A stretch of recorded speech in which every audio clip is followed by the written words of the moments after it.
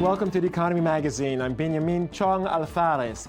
Africa, long referred to as the Dark Continent, has recently been described as one of the few bright spots on the gloomy global economic horizon. Today's special edition focuses on the promise of the African lions, potential that the world's second largest economy, China, has been investing in for years. We're joined by Yoni Cohen, CEO of Encounter Capital, working on real estate and business development in West Africa, and I-24 News journalist Daniel Roth. Yoni, we're going to start with you. According to the McKinsey Global Report, consumer spending in Africa is set to boom by 2020 and reach about $1.4 trillion, if I'm not mistaken. And of course, Africa has now one of the fastest growing middle classes in the world. Is this growth sustainable, and what are the pitfalls? Yeah, that's right, Benjamin. So the middle class has grown from 1980 from a number at about 120 million to today's number of 360 million within Africa. A total population of 1.04 billion. Right. Is it sustainable? I'd hope so. At the current rates, the middle class, upper middle class, that's $10 to $20 per day, is only growing at 2% now. Right. And that is below the 6% total economic growth that Africa is doing year on year. So we do see a bit of an issue looming ahead, that growth isn't leading to an increase in good jobs. $10 to $20 a day doesn't sound much to us. It wouldn't get you very far in Norway, but it's pretty good in Africa. We are talking about a gigantic continent, right? Yeah. I mean, we're talking about Africa, which is huge. I mean, surely there are many differences from place to place. I mean, what are the pitfalls depending on what places you're looking at, what countries? Benjamin, there's a huge difference across the 54 recognized states of Africa. The pitfalls, weak governance. If there's one answer, I'd say it's lack of centralization. Look at Somalia. If there's no centralized state, it brings in lots of problems. We see the piracy in Somalia. We see, extremism within Somalia. I think that's the main issue. The better centralized, the better organized the state, the more able it is to direct all sorts of things that can be good for the people of the country. Okay, Daniel. I think it's in the question of, is this sustainable? Can this growth continue? It's important to remember what you mentioned, that all of this is relative, that some counts of who is middle class in Africa go as low as including people who make $2 a day. Right. And for example, if you look in Nigeria, which is now, I think, overtaken South Africa as the fastest growing economy in Africa, you're still seeing literally tens of millions of people living in poverty. So when you're talking about growth, and you're talking about the growth of the middle class and the growth of industry in even the best off countries on the continent, you're still talking about a massive inequality. Right. Well, let's take a look now at a report on Africa's rising middle class. Africa's vast, untapped resources, youthful population, and expanding middle class, combined with prudent policymaking and a willingness to reform, have proven a magical formula for attracting foreign direct investment. A study by the African Union and the Economic Commission for Africa forecasts that Africa's share of the global economy could triple by 2050, while average per capita income could surge sixfold as 1.4 billion more Africans join the middle class. Other than China, India, and Vietnam, the fastest growing economies in the world are African. It's a new Africa, and it's in the U.S. interests, as well as those of African states, that the partnership be transformed. But rampant poverty and inequality, a rise in Islamist violence, and archaic infrastructure continue to limit the continent's rise.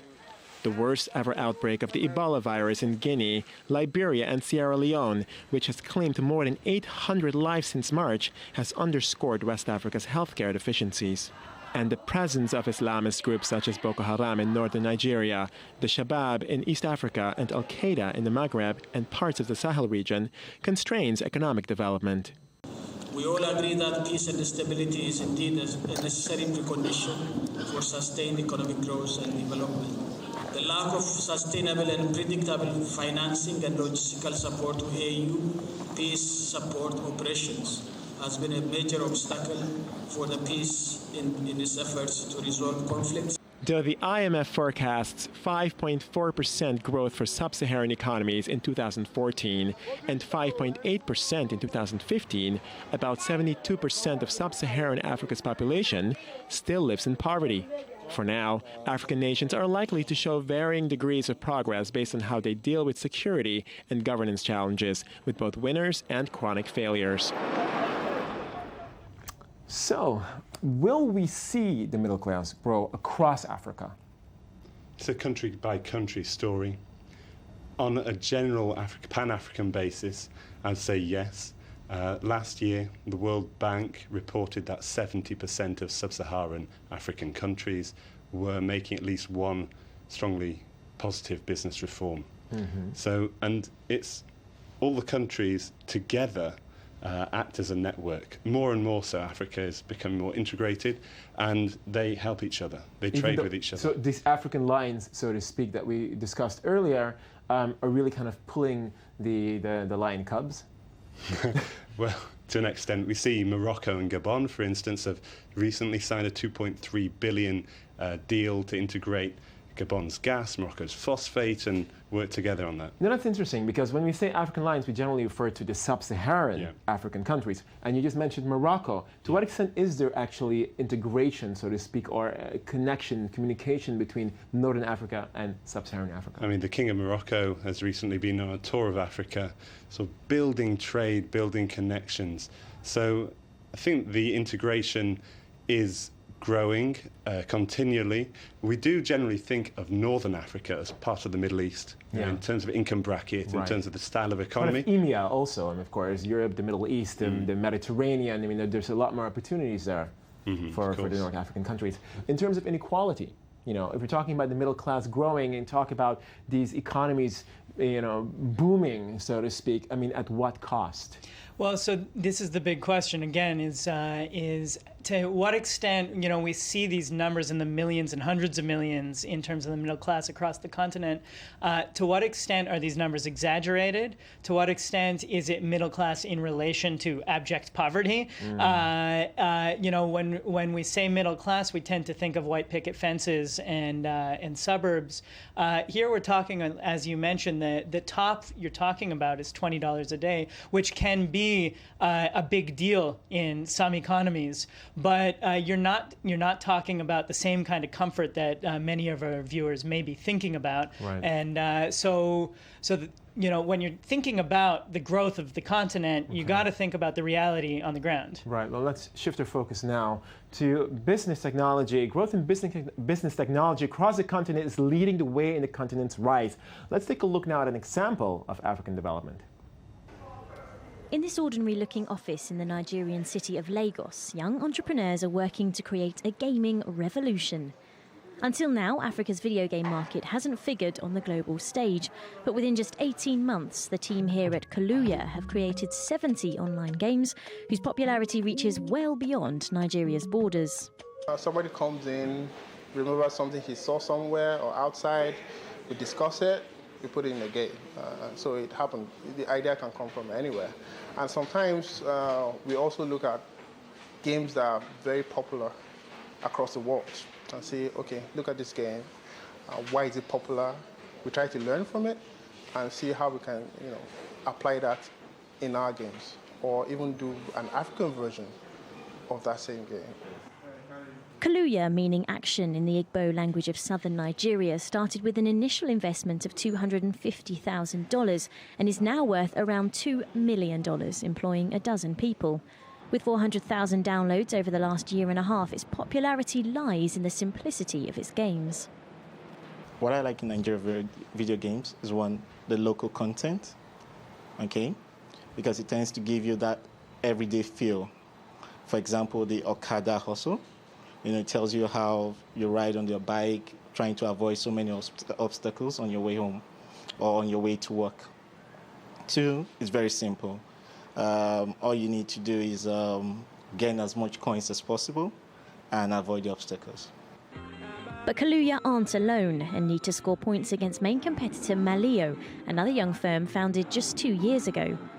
With most gamers in Africa preferring to play online rather than on home consoles, its founder Hugh Obi is well aware of the potential of the mobile market. Mobile is massive in this part of the world. It has the highest penetration, especially for internet users.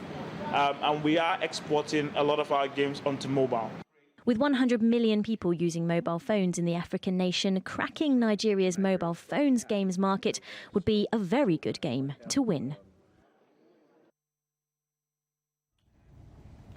Now, it's really nice to see new technology innovation coming from Nigeria, a country where we wouldn't necessarily presume to see new video games and whatnot. The question is, though, how do they stand in terms of competition with similar innovation from Israel or England or America?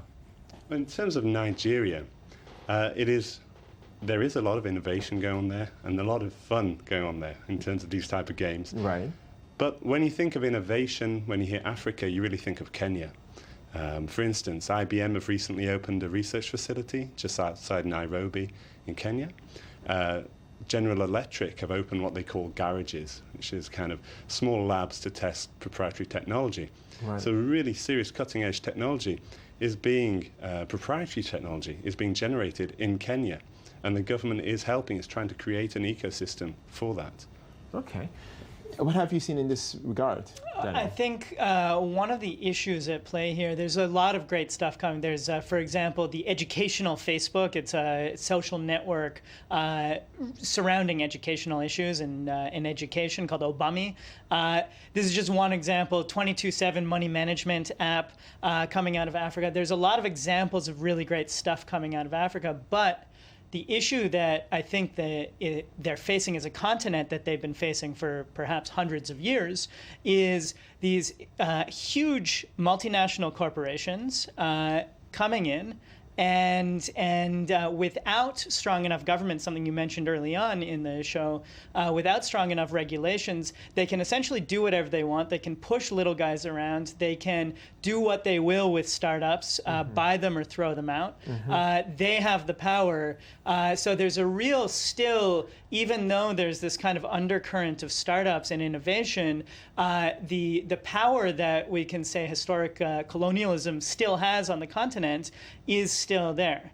Talking about colonialism, this is actually a very interesting topic because we saw just recently in South Africa President Jacob Zuma making perhaps an excuse, if you want, for his government's inability to perhaps deal with some of the issues at hand in South Africa's economy, saying that apartheid still is the main crippling factor, having an effect today.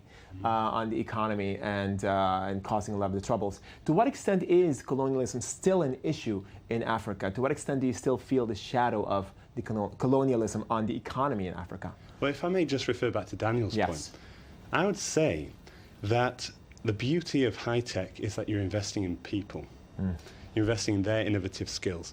And that is why Africa can really do well in high tech, because you can't, a big corporation can't really take that away from someone, their skills. The countries which they operate in, Kenya, Botswana, Nigeria, they're improving their property rights the whole time. So they create patents or patents, as it depends on the country, and they can keep them. It's theirs. So that's kind of a good move away from the colonialist past, the issues which Zuma raised. In terms of the shadow of colonialism, it's amazing to think how many countries from Europe actually had colonial outposts in Africa.